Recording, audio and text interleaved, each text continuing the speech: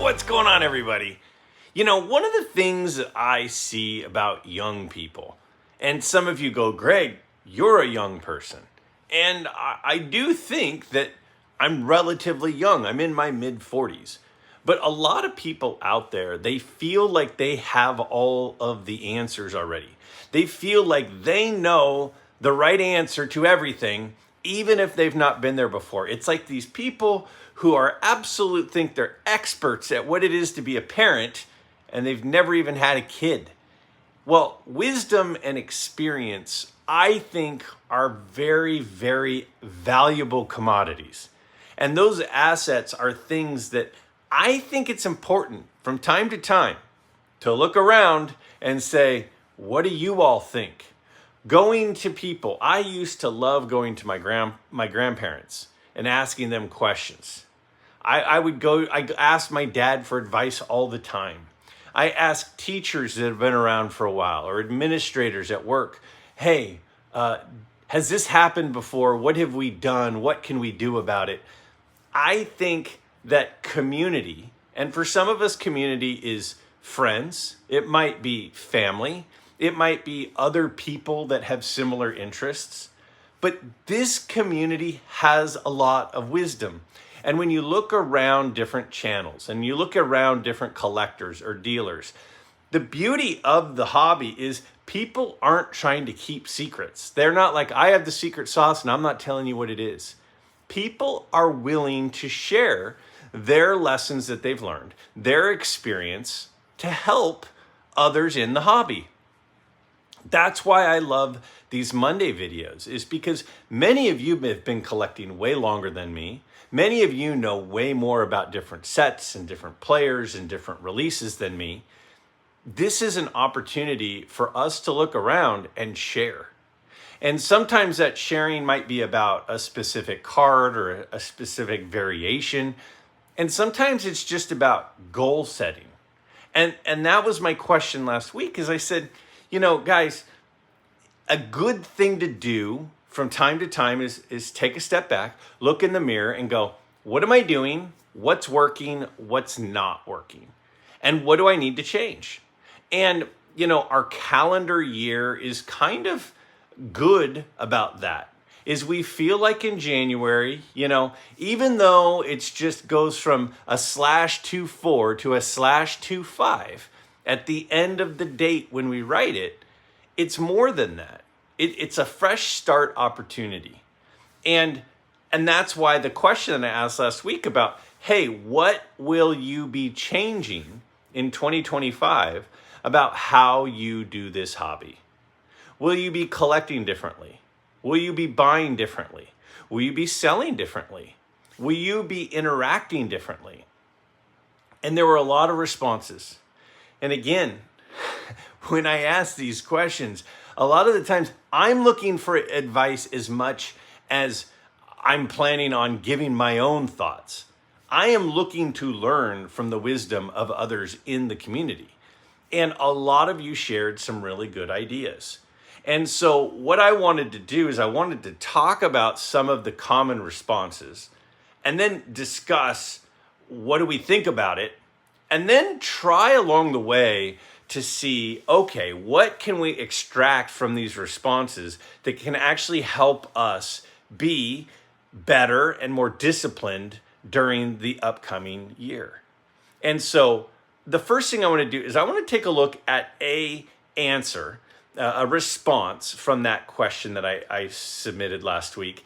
And I felt like as I was reading it, I was like, man, I could see myself writing exactly what this says. I could see me being the author of this comment. So first, let's look at that comment. We'll come back and then we'll kind of start diving into some of the themes of ideas that people shared.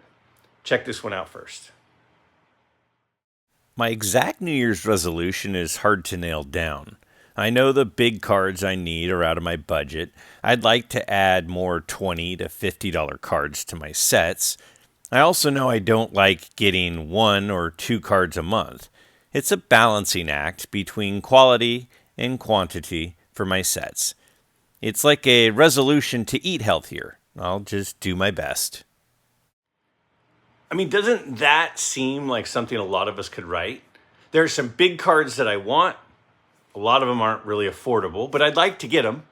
You know, I don't mind picking up some cards between $20 and $50. That's kind of the budget that a lot of us normal people live in, you know, but at the same time, I don't want to just be buying randomly. I kind of want to set some goals in here. This is, you know, and I've said many times, to me, the hardest question in the hobby is, do I want to go quality or quantity? Do I want to have lots of cool cards that aren't worth as much, or just a few special cards? And one of the things that I think that YouTube has done is a lot of us see these amazing cards that other people have and go, oh my gosh, I want that. I don't want to waste my time on these other cards when there are cards like that. I should be trying to collect like that.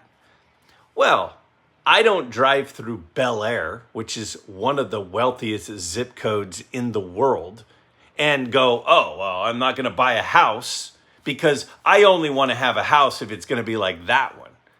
No, I'm not going to drive through Malibu, which is one of the most expensive places for real estate in the world, and say, oh, well, if I can't have an oceanfront house that looks like that, I'm not even going to bother buying a house. I'm not even going to participate in real estate if I can't have something like that.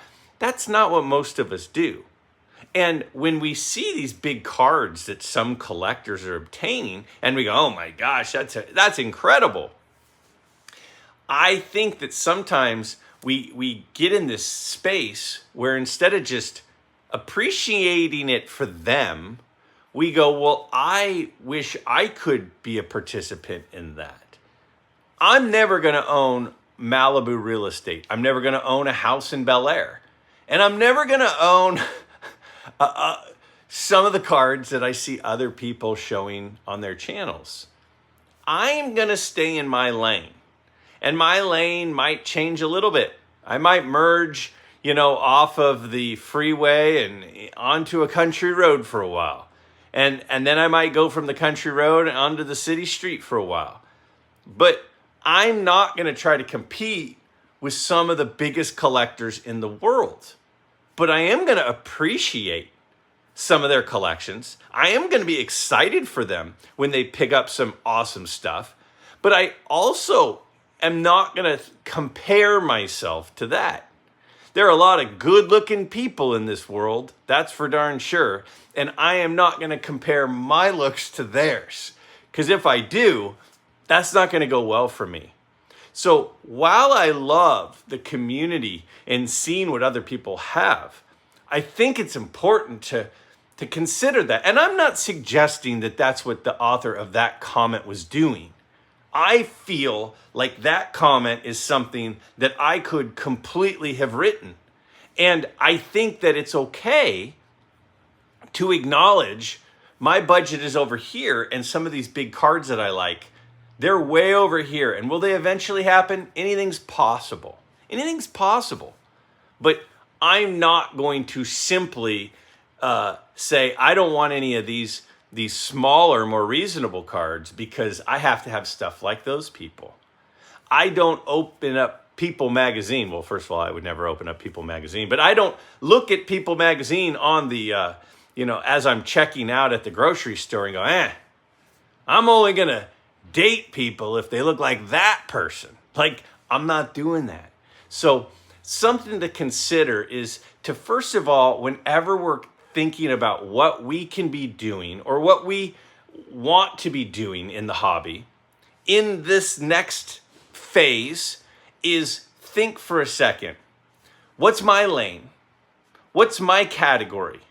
What these other people might be going after is going to be different than what I'm going after. And it's especially hard right now as a lot of channels are showing off, their top 50 cards in their collection. You see all these amazing cards from these amazing collectors that have been around for a long, long time. And you go, I can't even compete with that. You're not competing with it. You're not competing with it. That is a completely different game than the game that I'm playing. And that's the thing about community. Let's learn from each other, but let's also not compare ourselves to each other. I've said many times, I could go golfing with Tiger Woods, and I could go golfing in the same group as someone who shoots 140. And I'm not going to have a bad time. I'm going to appreciate Tiger Woods and what he can do, and I'm going to appreciate the time I get to spend with this guy who's improving along the way and working his best along the way who shoots 140. I have no problem golfing with the best of the best or the worst of the worst. And I can appreciate collecting side by side with people who have amazing collections and have collections that look nothing like mine. It's not a game of comparison. It's a hobby that we can do side by side and do it in our own way. With that said, one of the common responses throughout the responses from last week's question is right here. One common theme was to need more focus. This first one says, great video. Still not sure which side of the fence I'm on with pop manipulation. My New Year's resolution for the hobby is to be more focused on a very few players and a limited number of sets and years. I want to be more disciplined. The second one says, as far as the new year, my goal would be to focus a little better. I have collecting goals and PC wants, but often find myself looking at shiny things, and those distractions, while most of the time are cool, tend to veer me off track and create new distractions. I need better discipline to identify those new cool things, but write it down and follow through with current goals first. This one says, great video, Greg, eye-opening. For next year, I hope to cut back on my spontaneous eBay purchases. I need to focus only on the cards I really want and not get caught up in the hype. I've been accumulating too much this year. And finally, this last one says, great video, Greg. My New Year's card resolution is to resist eBay. I have a bad habit of hopping on and spending $20 here and $20 there, and in the end, probably could have used a lot of that money on something I wanted more. I don't know if we call it being more patient or be less impulsive. Either way, I'm attending Strongsville for the first time this year, and the majority of my entire year's budget will be spent there. It is going to be tough to not buy regularly and scratch that itch, but I find watching YouTubers in the hobby seems to satisfy that itch. I just hope it can continue. Okay, we've heard of the term, it's like a kid in a candy store. And maybe sometimes we don't actually take a step back and go, what does that actually mean? Like, I've heard the term, but what does it actually mean? Imagine taking a 5-year-old little boy to a candy store and going, pick out what you want. Here's a basket. That kid would be, I want one of those, I want one of those, I want one of those, I want one of those. They would be after everything. They would be absolutely spinning, trying to figure out how to put more into their basket faster.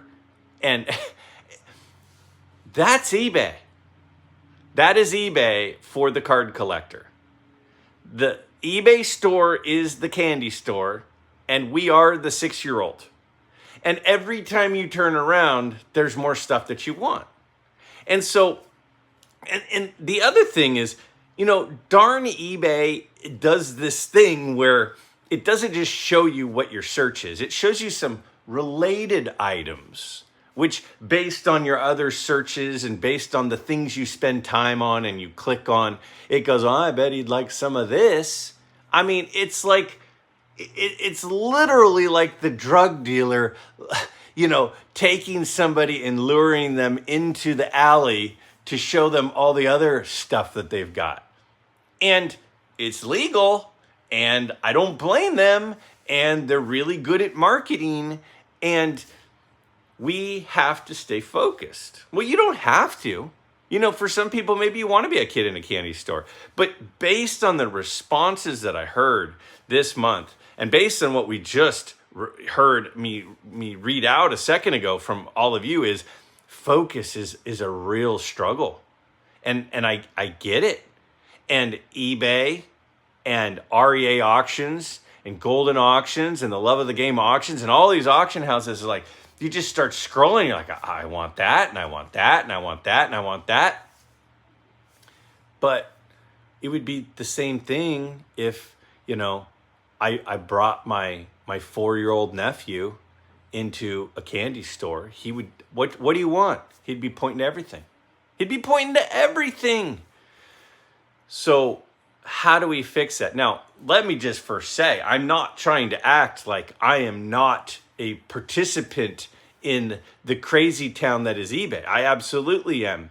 I was sitting there as I was, reading through these comments and I was putting this together just 10 minutes ago. I wonder how many eBay saved searches I have. You can set a save search so it will just list all of the new results for your saved search. And I was like, I bet I have maybe 15 or 12 because I'm a pretty focused collector. I had 62 saved eBay searches. 62. Now, the problem with that means every time I go to eBay, I get these alerts for 62 different categories. And those 62 different categories have results of things that I've got the widest net that I've cast ever. It is insane how wide of a net that is. And they're not specific searches. It's not like 1933 Goudy Jimmy Fox. It's 1933 Goudy. So there are insane. And then again, you scroll, and then they slip in a few 34 Goudies, and they slip in some other 33 cool cards, and then some.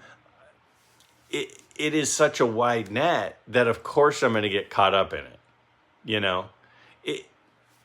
The problem is that it's hard to stay focused when where we go to look isn't focused. It's not a focused place that we're visiting.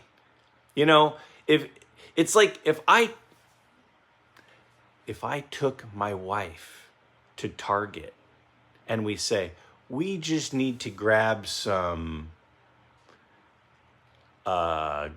kitchen garbage bags.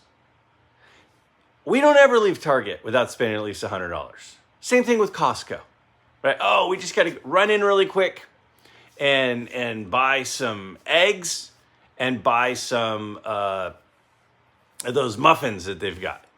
No, we leave with a full cart. When you have a store that is filled with awesome stuff, it's really hard to just go in and get the awesome thing and then leave. It's really difficult. So that's what eBay is. So one thing I would think about, and myself included, I'm talking to me as much as I'm talking to anybody, is maybe make those eBay searches, saved searches, much more narrow, right? Much more narrow than broad.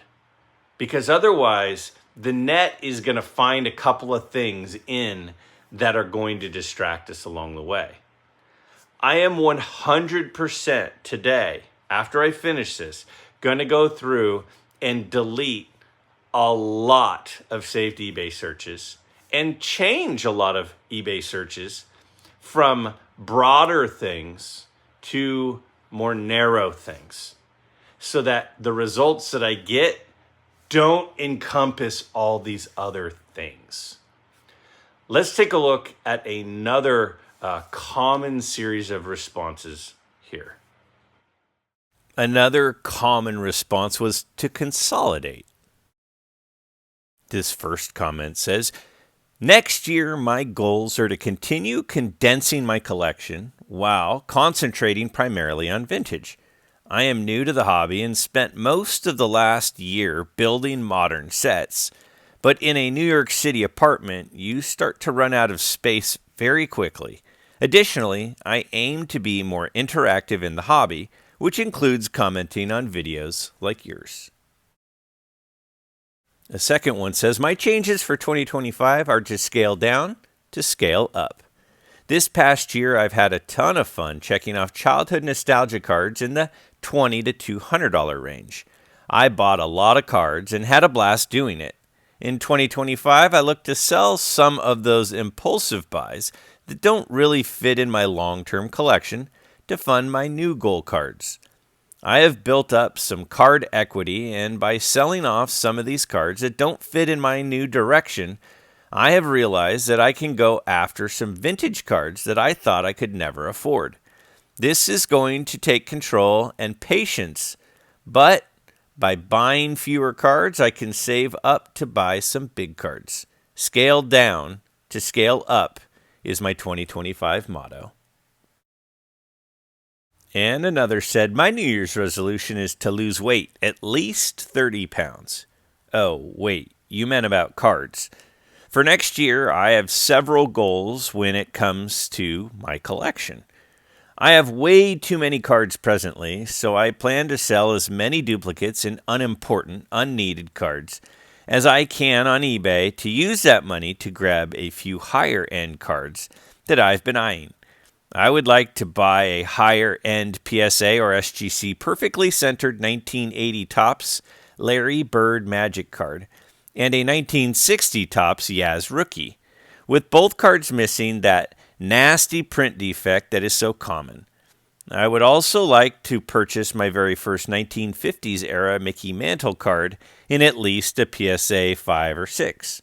I would also like to go to my very first card show, which will likely be in Nashville.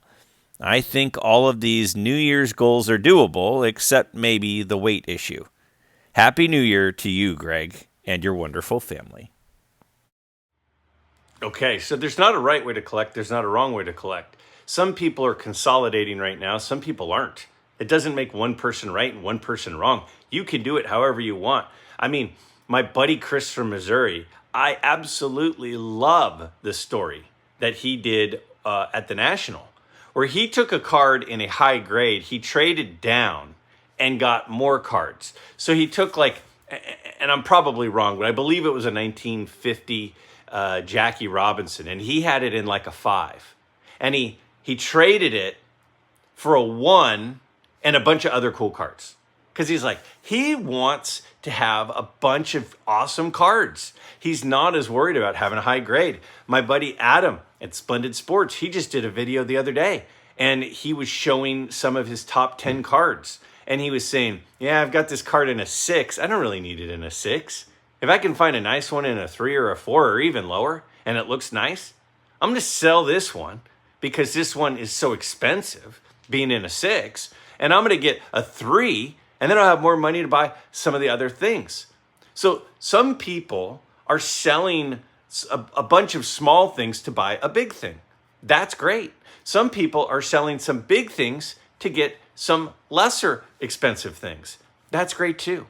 Now, one of the common themes was, though, however, people were saying, I've got so many different things, but what I really want is that. Over the course of the year, I've been so distracted. The last few years, I've been so distracted. I bought a little this and that and this and this. I was a kid in a candy store. I bought a whole bunch of stuff, and I now want to sell it all to get the one thing that I really want. That's fine. My advice is, if that's what you want to do, again, not right if you do it, not wrong if you do it. If that's what you want to do, stop waiting, okay?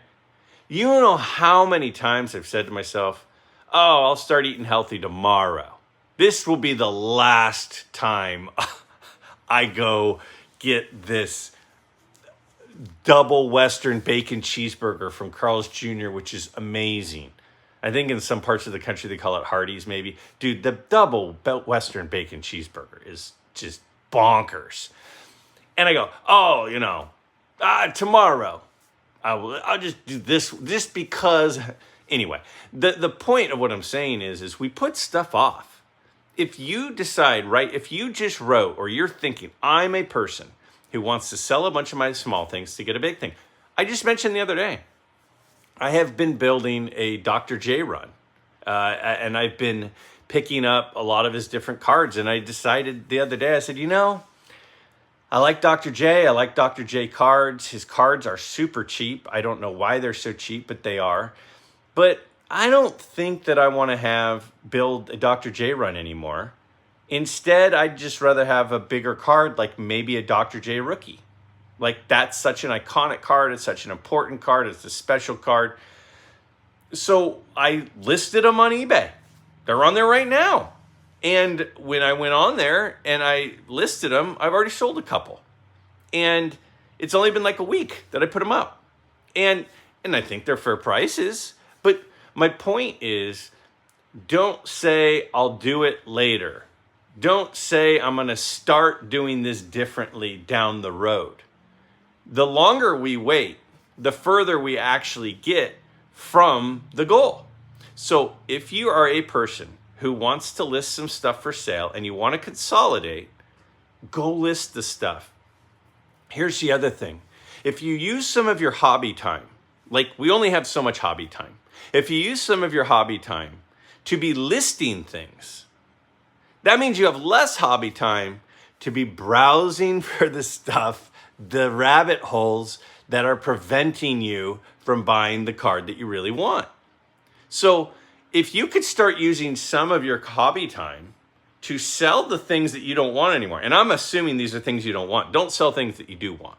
But if you are a person who said, I'm ready to sell some of this stuff I'm not in love with anymore, I want to save up to buy this big thing, and you use some of your time that you have, you use some of that time to list it, that's less time to find other stuff that you don't really want, right? You're leaving the candy store so that you can then sell candy on the street corner, right? And then you have more money to go buy what you actually want. So stop waiting to do that. Actually go do it. Now, there was another sort of last thing I wanted to talk about. And let's take a look at a couple of the responses here that I think are great responses. And again, it's just so fun to hear from each other, to get ideas, to brainstorm on what we could do to improve how we do things. Check these out. The final category is to be more specific and intentional. This one says, your videos always make me think. I had written goals for collecting in 2024, just went up and updated it. 2025 card collecting goals. Number 1, purchase target cards.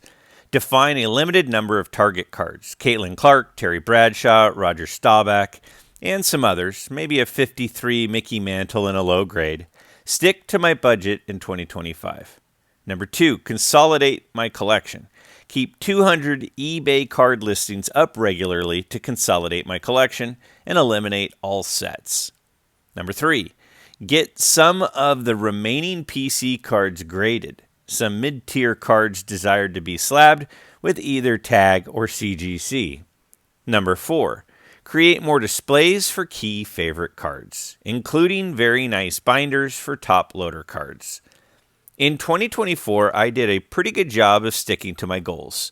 Only a few hiccups, unplanned purchases. Goals can evolve over time, but always good to give us direction. Thanks for all of your videos. And my friend Dan of Dan's Vintage Baseball PC says, in terms of your question for this week, I think you already know part of my answer. I'm fully committed to a change in collecting strategy, not necessarily being more narrow, but in terms of patience and being more discriminating and precise about the particular examples that I buy. My friends in the hobby have been so helpful and supportive in sharing strategies and experiences, both good and bad, in building their collections. I'd like to think that I'm open to acknowledging the mistakes that I've made and learning to correct them.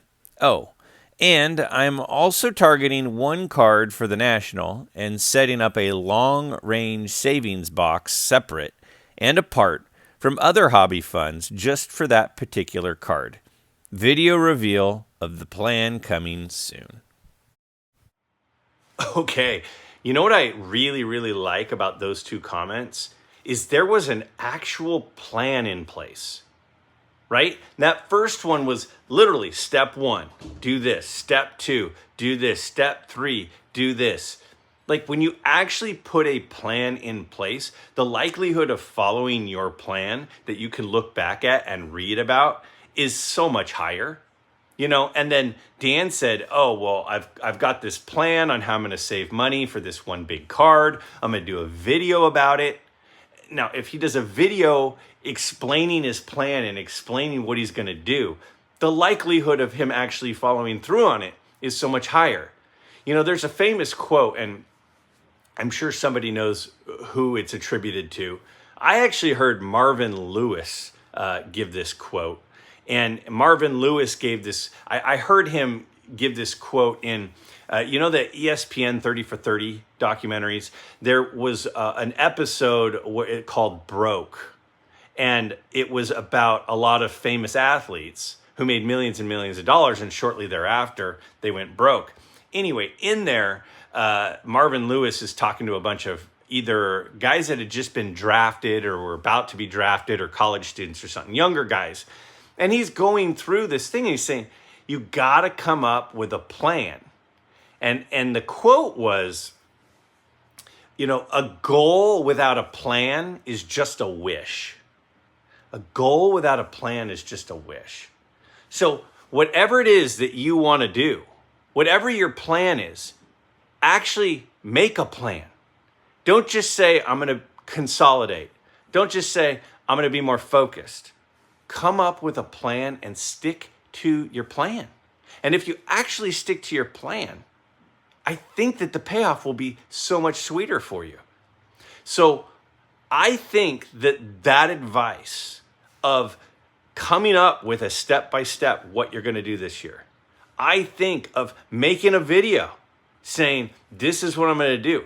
But it's like we used to have like diaries. Like people used to have diaries. Do people do diaries anymore? You have a diary and you these are my thoughts. This is what I'm thinking. This is what I want to do. And one of the reasons that something like that I think is probably powerful is you can look back at it. You can read your own words. You can look back at your thoughts when you were thinking clearly and remember that. And so I think my advice for all of you is don't just have a goal, but create a plan. I tell my students all the time, literally, I give this speech to every single class that I've ever taught at least a couple of times. I say, where do you want your life to be in 10 years? You're not going to wake up one day and it's going to be where you want it to be. You have to actually come up with a route on how you're going to get there. If 10 years from now, if you're a high school sophomore and 10 years from now, you want to be an English professor, you want to be an electrician, you want to be a farmer, you want to be a plumber, you want to be a heavy equipment operator, you want to be an attorney, whatever it is you want to do, you have to figure out what are the things I have to do between now and 10 years from now that are going to get me to that spot. And you say, okay, well, I'm going to have to get good grades because then I'll get into a college. And then when I'm in college, I'm going to have to get my degree in what to prepare me for it. Or maybe it's a trade school, or maybe it's an internship, or maybe it's doing some sort of process working under somebody where they're going to be teaching you the trade along the way.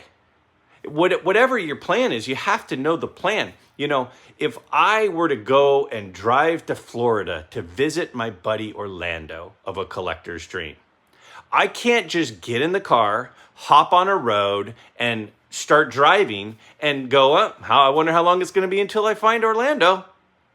I have to have a route. I'm going to get on an app that's going to tell me turn right here, turn left here, not, somewhere up the ways, you should probably turn right, just go up a little bit first.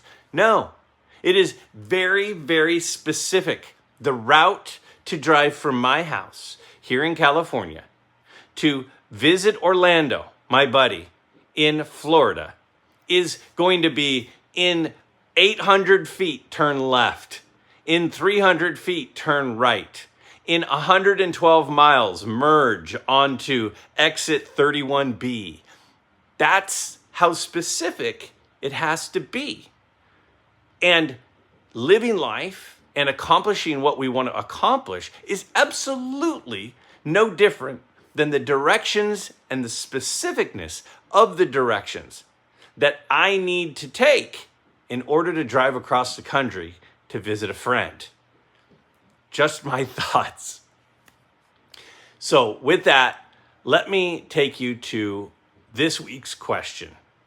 Why has the hobby moved away from non-Hall of Famers and non-rookie cards? And what will the demand for these cards ever return? It's an interesting phenomenon to me that there are some really good players out there. Ted Klaczewski, for example, great player. Guy had swagger, was an important player to his team, and he was cool. But his cards are crazy cheap. Why? Why are they so cheap? Why are the cards of some really good players, like Rocky Colavito, who recently passed away, why are they so cheap? Why are there some really, really important players, good players, and nobody cares about their cards? Is it because they're not in the Hall of Fame? Is it because they're not superstars? Why can I do my video of cards from the 50s and 60s for under $50 and there'd be all sorts of Clementes and Mays and Aaron cards? Why is that possible? Now, I know they're not rookie cards. Why are we all so obsessed with just rookie cards of superstars? Now, that's kind of a big question, but more specifically, back to my question, why is the hobby moved away from cards that aren't Hall of Famers? And I'm probably guilty of it too. I certainly am. But why is the hobby moved away from it, in your all opinion? And the cards that aren't rookie cards, and will that demand ever come back? Or is this is it a pendulum that has swung and it will swing back? Because if so, it seems like now might be the time to buy some of these mid to late career cards of Mays, Clemente, and Hank Aaron. And it might be the time to buy the guys that aren't in the Hall of Fame but were really important players. At least from a value perspective.